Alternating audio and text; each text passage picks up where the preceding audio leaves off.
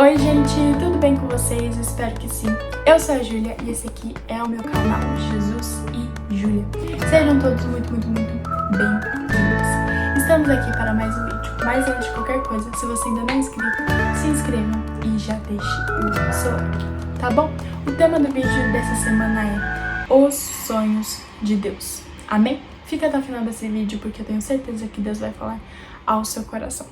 E o versículo-chave do vídeo de hoje se encontra lá no livro de Efésios, no capítulo 3, e no versículo 20, que vai nos dizer o seguinte: aquele que é capaz de fazer infinitamente mais do que pedimos ou pensamos, de acordo com o seu poder que atua em nós.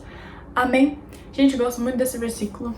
E eu queria falar com vocês um pouquinho sobre os sonhos de Deus para as nossas vidas, né? Para ser mais específica. Sonhar é uma coisa que a gente faz o tempo todo, né? A gente sonha com a nossa profissão, ou com uma casa, ou com, sei lá, o tempo todo a gente tá sonhando, sonhar em ser rico, em ser bem-sucedido, ter uma família, casar, ter filhos. Enfim, a gente sonha com várias coisas o tempo todo. Mas assim como nós sonhamos, Deus também sonha. Deus também tem sonhos para a nossa vida. Mas quando a gente, normalmente, os nossos sonhos, os sonhos que a gente tem pra gente, são sonhos que às vezes pode até se realizar, mas não traz uma alegria completa, né? Não traz uma satisfação completa. E assim, os sonhos de Deus estão em outro nível, estão em outro patamar. Às vezes a gente tá sonhando com alguma coisa aqui e o que Deus tem pra gente tá aqui. Então assim, é mais ou menos isso que eu queria falar com vocês, tá? E assim, os sonhos de Deus estão em outro nível, são diferentes, porque não se trata só de uma realização, sabe? Uma satisfação pessoal. O que Deus tem pra gente, né? Os sonhos dele pra gente. Mas também de estar cumprindo o propósito de Deus para as nossas vidas. Eu vou tentar dar um exemplo pra vocês, um exemplo assim bem besta, assim, mas que veio mais ou menos na minha cabeça. Por exemplo, você sonha em ter uma casa. Aí vai lá, você consegue essa casa e é uma casa bonita e tal. Só que aí, por exemplo, se fosse os sonhos de Deus, se fosse a casa dos sonhos que Deus tem pra você. Por exemplo, aquela casa foi uma casa boa, Deus preparou pra você e tal, mas se você tivesse perguntado pra Deus se realmente aquela casa era pra você, se era da vontade de Deus que você fosse pra aquela casa, Deus não falaria que era. Porque ele falou, não, eu poderia ter te dado algo melhor, algo maior, algo que estava assim, além dos seus sonhos, além do seu pensamento. Eu poderia ter te dado uma casa melhor, maior. E outra coisa, como eu falei pra vocês, está no sentido também, os sonhos de Deus, sobre cumprir o propósito de Deus para a nossa vida. Aí, por exemplo, essa casa que Deus tinha para você, teria um vizinho, você teria um vizinho, aquele vizinho não conhecia Jesus, ou não era crente, não era cristão, e Deus tinha um sonho que você se mudasse para aquela casa e através da sua vida naquela casa você conhecesse o seu vizinho e você falasse de Jesus para o seu vizinho e aquele vizinho seu fosse salvo, entendeu? Então é mais ou menos isso. Eu não consegui achar o melhor exemplo, mas é mais ou menos isso. Então não se trata só da realização, da satisfação de realizar um sonho, mas de realizar um sonho, ter a satisfação de realizar um sonho e cumprir ao mesmo tempo o propósito de Deus para as nossas vidas, entendeu, gente? Então é mais ou menos isso. Então os níveis dos sonhos de Deus, os sonhos de Deus estão em um nível que às vezes a gente não consegue compreender, que às vezes a gente nem sonha mesmo para as nossas vidas. Isso é super normal, porque Deus está em um nível elevado do que a gente. Mas assim, gente, então assim, o sonho de Deus para a nossa vida não se trata só de uma felicidade passageira, mas se trata em cumprir o que Deus quer para nós, cumprir a vontade dele em nossas vidas e cumprir o propósito que ele tem para as nossas vidas, tá bom? E eu queria dar um exemplo para vocês na Bíblia sobre os sonhos de Deus, que se encontra lá no livro de Josué. É uma passagem um pouquinho extensa, lá em Josué, no capítulo 14, e no versículo 6 ao 13. Eu não vou ler porque senão vai ficar muito grande, mas eu vou tentar resumir para vocês. Assim, Moisés morreu, né? Moisés, que guiava o povo hebreu para a terra prometida, morreu. E quem ficou no seu lugar foi Josué. Só que Josué tinha um amigo, certo? Caleb e Josué e mais alguns homens foram enviados para ser espiões em uma terra que Deus tinha prometido para o povo de Israel, certo? Aí, quando eles voltaram dessa espionagem, todos os homens que foram com Caleb e Josué falaram: a gente não vai conseguir conquistar essa terra. Eles ficaram bem desanimados. Só que Caleb e Josué foram diferentes. Eles falaram assim: não, a gente vai conseguir essa terra, o Senhor vai lutar por nós, a gente vai conseguir vencer esse povo, a gente vai conseguir derrotar eles e vai conquistar essa terra. Ou seja, Caleb e Josué tiveram um outro pensamento, tiveram um pensamento otimista. Aí Moisés viu isso e ele falou assim: Caleb, já que você foi diferente, que você creu que Deus daria aquela terra, que Deus cumpriria o que ele tinha falado, a terra onde você pisar será sua. Ou seja, Moisés falou para Caleb, né? Eu vou te dar uma terra de herança, porque você creu, você não desanimou igual os outros homens, e você creu na promessa de Deus, que Deus daria aquela terra para o povo, e você vai ser muito abençoado, eu vou te dar uma herança, né? E naquela época a herança que o povo hebreu tinha, né, era as terras, né? As terras, e assim. Aí tá bom, Moisés prometeu isso para Caleb. Aí aqui nessa passagem, depois de muito tempo que eles já tinham conquistado a terra prometida, Caleb, né, chega assim no povo lá e fala assim: Moisés tinha me prometido aqui essa terra, e eu tô há 45 anos esperando essa terra. E aí tá bom. Aí ele falou isso, questionou lá o povo que queria a terra dele, porque era uma coisa que era dele, né, que Deus tinha prometido pra ele através de Moisés, né. Aí no final ele acaba ganhando essa terra, né? Ele conseguiu, e o que Moisés, né, ou seja, Deus tinha prometido pra ele, se cumpriu, e no final ele ficou com aquela terra. Não sei se deu pra entender, gente, mas é mais ou menos isso, eu tentei resumir o máximo. Ou seja, o que a gente pode ver aqui?